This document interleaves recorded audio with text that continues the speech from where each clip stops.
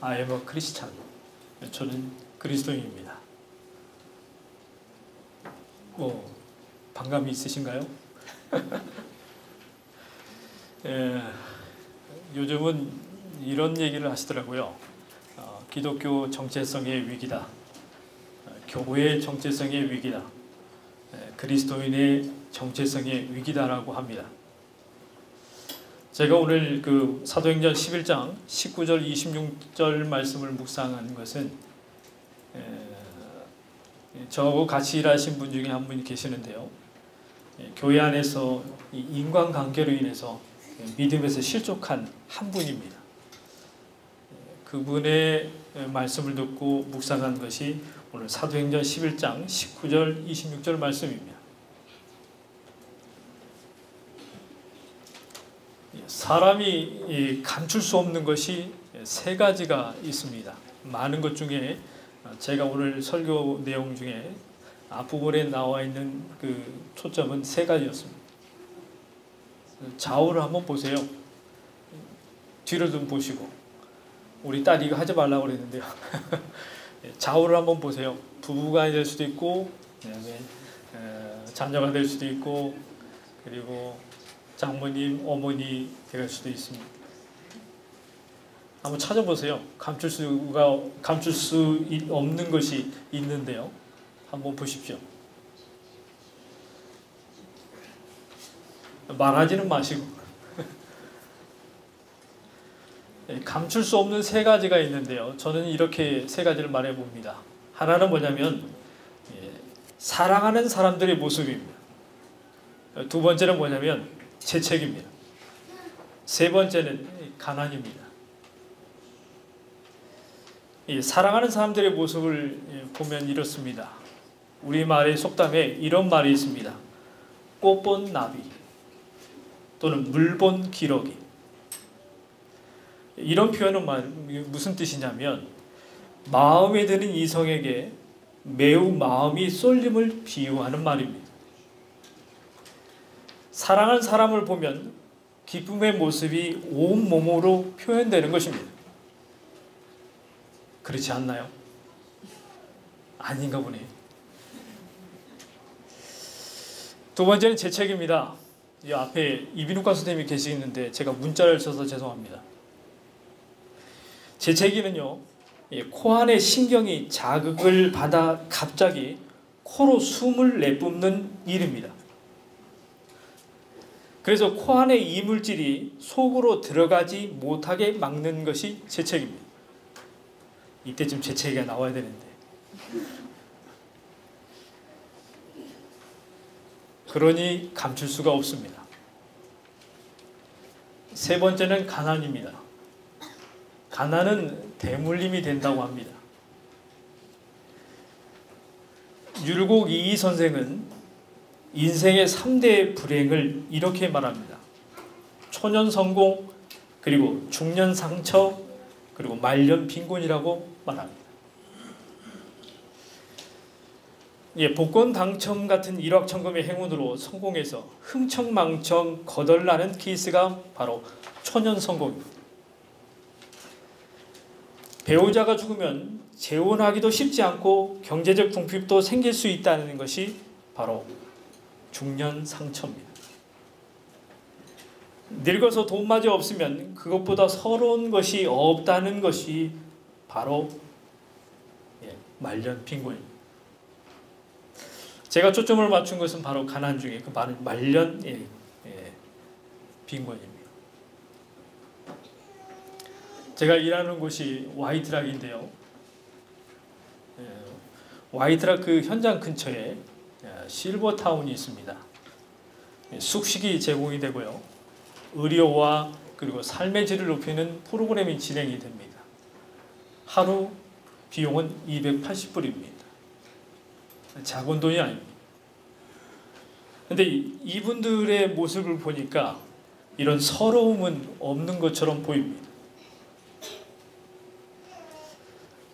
이렇듯 26절에 보면 비로소 그리스도인이라 일컬음을 받게 되었더라. 이 말씀에서 교회 안과 밖에서 그리스도를 따르는 제자들이 진정한 그리스도인이라는 것이 드러났다는 것입니다. 감출 수 없이 드러났다는 것입니다. 현대어로 말하면 그리스도와 함께하는 자체 발광이다, 이라고 표현할 수 있습니다. 여름 가족 순회에서 이 자체 발광을 나타내신 분들을 많이 보셨을 겁니다. 어떤 이유인지 모르겠지만 자체 발광하는 유수도 있지 말입니다. 기독교에 있어서 진정한 그리스도인도 감출 수 없는 것 중에 하나입니다. 회심하지 않는 사람들은 우리가 진짜인지 가짜인지 다 압니다. 가짜인 우리 앞에서 가짜라고 말을 안 할 뿐입니다. 그런데 요즘은요, 대놓고 말합니다. 술만 마시면 저한테 대놓고 얘기하는 친구가 있습니다. 지금도 한국에서 카톡으로 날라옵니다. 술만 마시면 장문의 편지를 쓰고 대담하게 얘기를 합니다. 교회 공동체 안에서는 수많은 교인과 성도가 있지만 가짜와 진짜의 구분이 어렵습니다. 흑백을 가리기가 어렵습니다. 하지만 교회 밖에서는 흑과 백이 확연히 드러납니다. 따라서 우리는 교회 안에 있는 가짜의 모습을 가진 교인들을 회심하지 않는 사람들이라고 말합니다. 교회 안에는 그리스도의 몸에 접붙여지지 않는 상태의 비회심자들이 있습니다. 그리스도의 몸에 접붙여져서 한 몸이 되어야 되는데 그렇지 않다는 것으로 이들은 겉으로는 하나님을 섬겨 예배드린다 해도 본성은 변하지 않는, 본질적으로 불신자들의 상태와 다름이 없습니다. 그러나 세상 밖의 관점으로 볼 때, 세상의 시선으로 볼 때 이들은 대단히 축복을 받은 존재들입니다. 참 부럽습니다.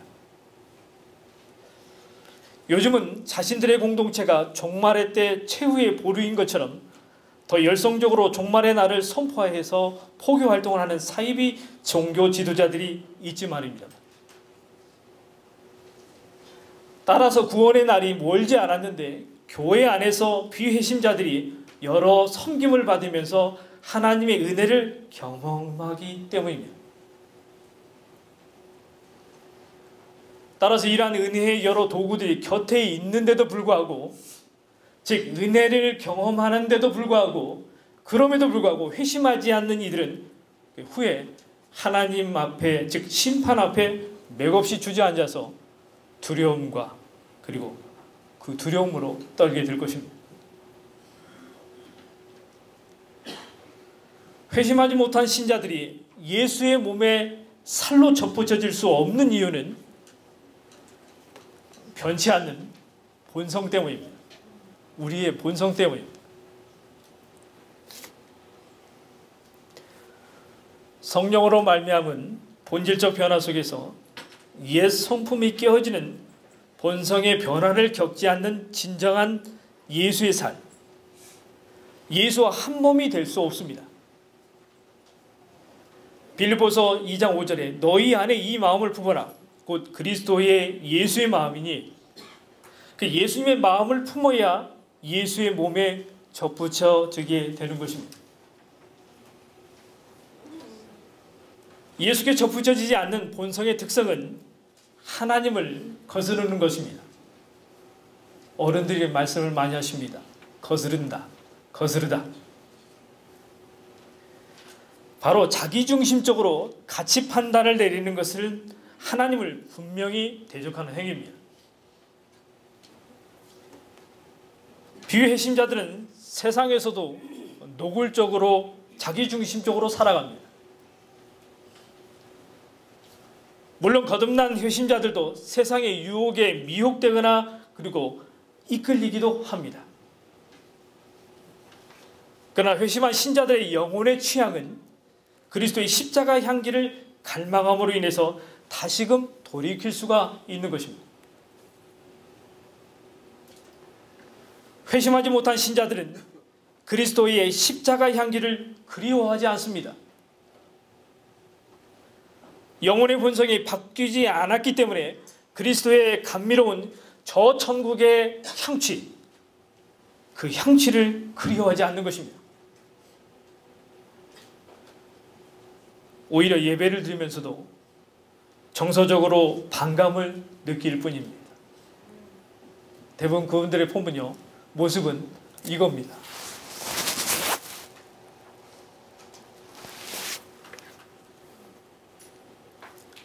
그래서 회심한 신자 플러스 그리스도의 십자가 향취는 바로 저 천국의 향취입니다. 또한 비회신자들은 의지적으로 하나님을 의지하지 않으며 실천적인 삶에 있어도 하나님의 뜻을 구하거나 그것을 실천하지 않으면서 하나님께 거슬려 살면서 오히려 무엇이 잘못되었느냐고 되물을 뿐입니다. 그렇잖아요. 팔짱을 끼고 묻습니다. 내가 무엇을 잘못했는지.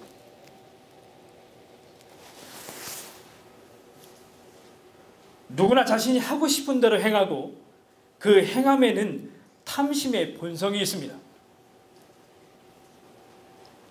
비회신자들은 하고 싶은 것들을 주님 때문에 버린 적이 없습니다.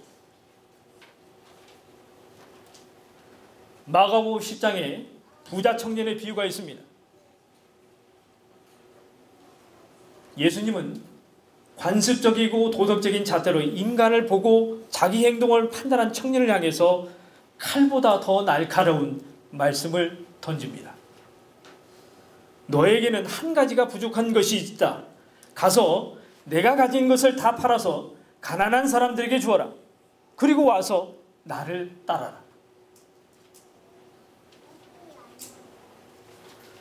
예수님의 이 말씀은 청년이 갖고 있던 자기 환상을 단번에 찌르는 예리한 칼입니다. 지금까지 누구도 이 청년에게 이 칼을 던진 사람이 없습니다. 그렇기 때문에 청년은 지금까지 단 한 번도 자기 마음속에 탐심이 우글거리고 있다는 사실을 알아채지 못한 채 살아왔습니다. 도덕적인 명예, 사회적인 성취, 종교적인 거룩함, 거기에다가 영생까지 모든 것을 완벽하게 갖고 싶은 욕망이 자기 안에 꿈틀대고 있다는 것을 보지 못했습니다. 모든 계명을 지키려고 발부둥 친 것이 실은 모든 것을 완벽하게 갖고 싶은 욕망의 다른 얼굴이었다는 것을 정직하게 인식할 수 없었습니다. 그래서 예수님은 이 진실을 대면하게 하시려고 가진 것들을 다 팔아 가난한 자들에게 주라고 칼을 던진 것입니다. 자신이 하고 싶은 대로 행하고 그 행하고 싶은 탐심의 본성이 있었던 것인데 주님을 따르기 위해서는 자신의 것을 다 내려놓을 수가 없었던 것입니다. 그래서 청년은 근심하며 돌아갑니다.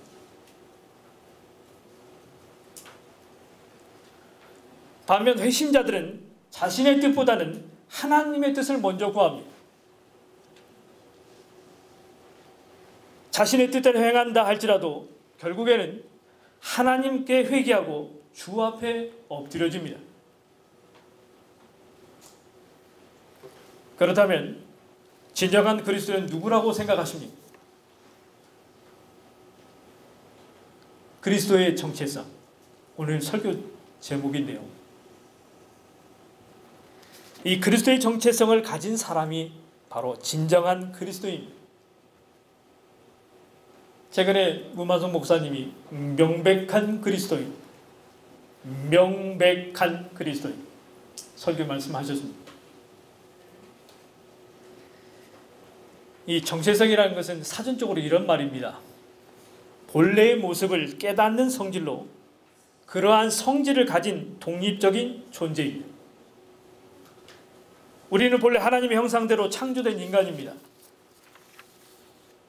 그러나 죄를 지음으로 하나님과 교제가 단절되었고 죽을 수밖에 없는 영혼들이었지만 하나님의 사랑으로 예수 그리스도의 십자가를 통해서 구원받은 우리는 그리스도를 통해서 하나님의 형상을 회복해야 할 존재입니다. 본문 21절에 보면 주의 손이 그들과 함께 하심에 수많은 사람들이 믿고 주께 돌아오더라. 스데반의 죽음 이후 많은 그리스도의 제자들이 흩어져서 유대인에게나 헬라인에게나 그리고 이방인에게 복음을 전하기 시작합니다. 그때 수많은 사람들이 주를 믿고 주께 돌아오더라 말씀처럼 진정한 그리스도인은 옛사람이 아닌 그리스도를 선택한 사람입니다. 바로 우리가 그리스도를 선택한 사람입니다.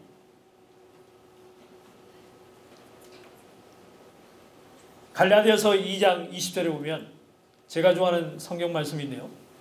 내가 그리스도와 함께 십자가에 못 박혔나니 그런즉 이제는 내가 사는 것이 아니요 오직 내 안에 그리스도께서 사시는 것이라. 이 말씀은 예수 그리스도와 유기적이면서 그리고 인격적이면서 생명적인 관계임을 말합니다. 다시 말하면 살아계신 예수 그리스도와의 생생한 인격적인 관계 속에 이루어지는 가르침, 제도, 그리고 예식, 예배, 설교가 진행되어야 한다는 것입니다.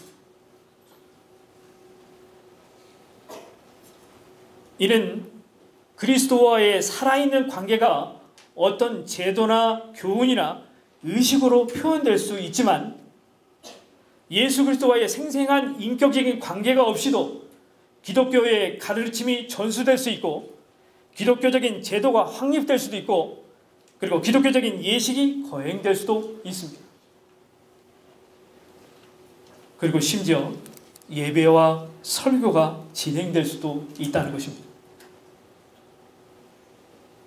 당연히 현실적인 삶도 그리스도와 인격적인 만남 없이 살아갈 수 있다는 것입니다.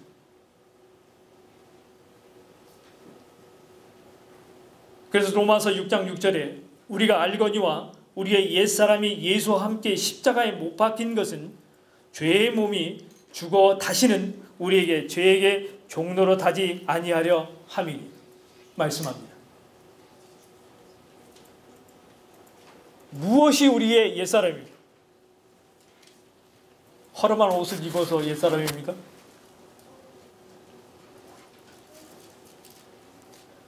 우리가 하늘로부터 거듭날 때 우리 안에 임하시는 성령에 의해서 발견되는 우리 안에 바로 죄의 성향이 바로 옛사람입니다. 하나님의 중생케 하시는 은혜가 우리 안에서 역사할 때 가장 먼저 나타나는 그리스도인의 체험은 이 죄성을 분별하기 시작하는 것입니다. 그래서 하나님 앞에 무릎을 꿇게 됩니다. 왜? 내 모습을 보니까. 죄인된 모습을 보이니까.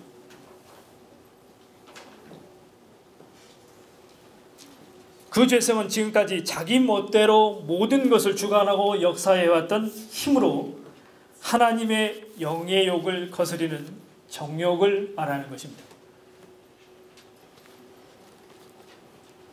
그러나 이제는 우리가 예수 그리스도를 믿음으로 옛사람이 예수 그리스도의 죽으심과 함께 못 박혔으므로 우리의 중심에는 바로 그리스도가 있고 내 안에 있는 그리스도가 사시는 것입니다. 이것이 중생입니다. 옛사람이 하나님의 중생케 하시는 은혜를 경험한 사랑하는 주비를 채플 성도 여러분은 바로 예수 그리스도와 평생 동행할 준비가 되어 있어야 합니다.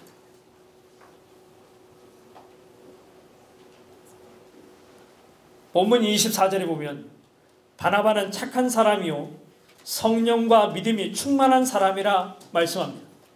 이 말씀처럼 그리스도인은 성령과 믿음이 충만한 사람입니다.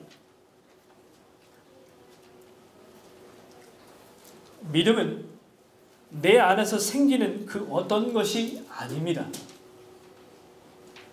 성령에 의해 주어짐으로 그리스도를 믿게 되고 이로 인해서 믿음이 충만해지는 것입니다. 즉 진정한 그리스도인은 그리스도의 영이 임한 사람입니다. 바로 하나님의 임재를 말합니다. 그래서 우리는 은혜가 더해져야 신앙의 성장이 있다고 말합니다. 믿음이 성장해지고 굳건해지는 것이 바로 이 믿음이 성장했다고 얘기합니다. 만일 사람들에게 그리스도인이 되기 위해서는 이러저러한 것을 먼저 믿어야 한다고 말한다면 이는 말 앞에 마차를 매는 것과 같습니다. 그가 믿는 것들은 그리스도인이 된 결과로 나타낸 것이지 그 내용을 믿었다고 해서 그리스도인이 되는 것이 아닙니다. 그래서 그리스도인이 되기 위한 중요한 요소는 그 사람이 어떤 사람인지 상관없이 그리스도의 영이 그에게 임하는 것입니다.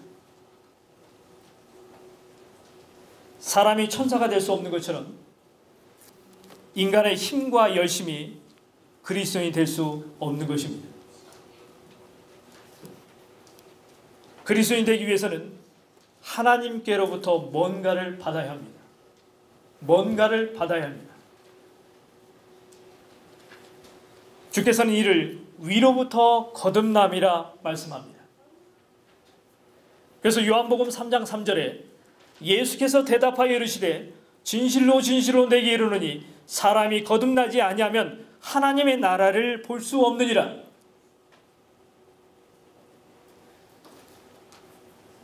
어떤 사람이 진정한 그리스도인인가 아닌가에 대한 최종 시험은 현실 속에서 그에게 예수 그리스도의 영이 있는가 없는가 하는 것입니다.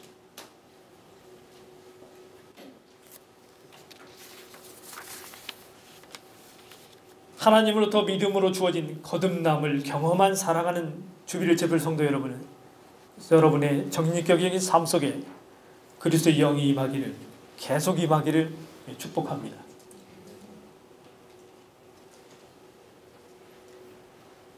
주님과의 관계가 바르게 맺어지면 우리의 삶은 이렇습니다.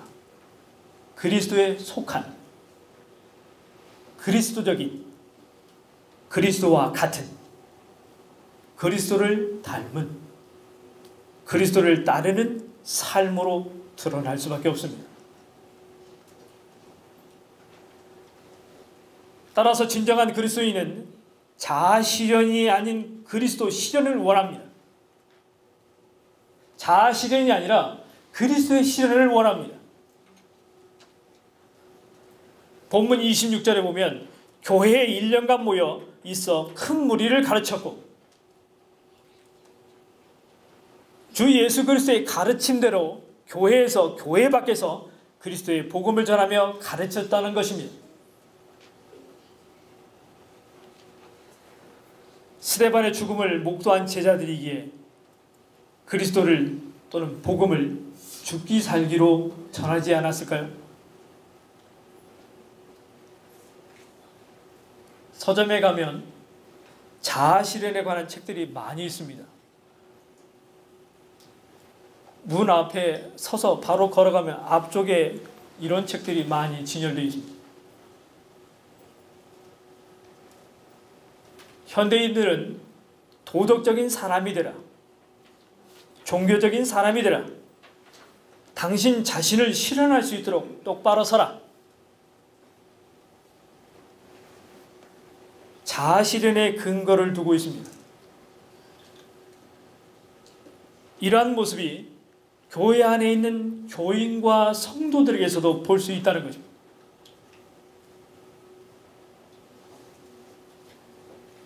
그래서 교회 안에 있는 모든 프로그램을 다 패스합니다. 이러한 자아 실현은 예수 그리스도로부터 멀어지며 진정한 그리스도의 제자가 될 수가 없습니다. 주님의 제자가 되려면 우리의 이상은, 우리의 꿈은 자아실현이 아니라 그리스도의 실현이 되어야 합니다. 그래서 마태복음 16장 24절에 누구니 나를 따라오려거든 자기를 부인하고 자기 십자가를 지고 나를 따를 것이니라 말씀합니다. 자기를 부인하고 자기 십자가를 진다는 것은 자기의 생각과 자기의 의지를 부인한다는 것입니다. 즉 자신에 대한 권리를 모두 부인하고 내게 맡기라는 뜻입니다. 최근에 퇴임한 한 분이 계십니다. 바로 TW 밥 총장님이십니다. 그분의 고별 설교 주제가 In the Road였습니다. 주 안에서 수많은 일들을 하셨던 분입니다. 그분의 설교 제목이 In the Road, 주 안에서. 이렇게 말하는 것은요, 바로 나의 인격과 삶의 주인이 바로 예수 그리스도가 되어야 한다는 것입니다. 우리 자신에 대한 권리를 완전하게 예수 그리스도께 드림으로 나타나는 모든 결과가, 그것이 결과가 좋든 나쁘든 간에 곧 우리가 우리 자신의 십자가를 지는 것입니다.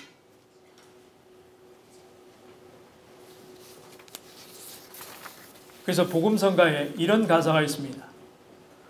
내가 주인 삼은 모든 건 내려놓고 내 주 대신 주 앞에 나가 내가 사랑했던 모든 건 내려놓고 주님만 사랑해. 주사랑 거친 풍랑에도 깊은 바다처럼 나를 잠잠케 해 주사랑 내 영혼의 반석 그 사랑 위에 서리.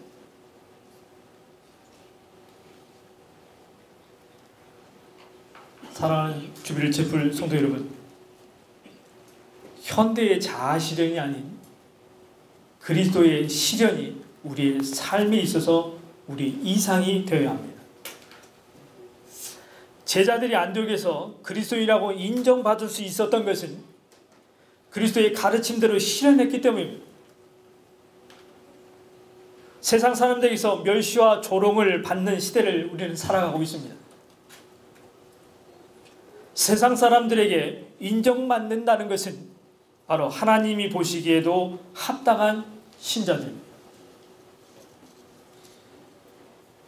사랑하는 주빌 채플 성도 여러분, 여러분은 진정한 그리스도인입니다. 여러분은 죄의 영향력 아래서 살았던 옛사람이 아닌 그리스도를 선택한 사람입니다. 현실 속에서 예수 그리스도의 영이 임하여 성령 충만한 믿음을 가진 신자들입니다. 현대인의 도덕적, 종교적, 자아실현의 실현적 삶이 아니라 전인격적으로 그리스도의 실현의 삶을 살아가고 있는 비로소 그리스도인임을 축복합니다.